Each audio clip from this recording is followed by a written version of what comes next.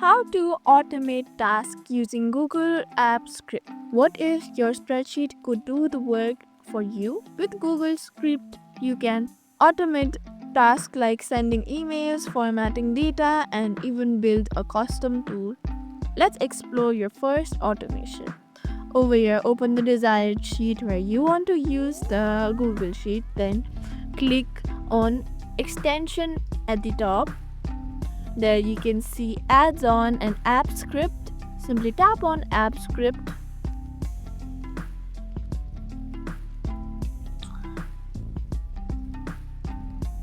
Here you can see a default code for the app.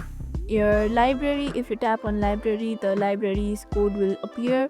If you see here, you can see project history, triggers. Project history means your history of the sheet can be seen over here. And over here, if you go on triggers, you can see, and then like this you can edit and then use tabs. Your data will be shown. Add triggers like functions, errors, deployed, running late, or something like that. You can do it and then simply tap on deploy this project, new development, manage, test deployments. You can change anything according to your preference.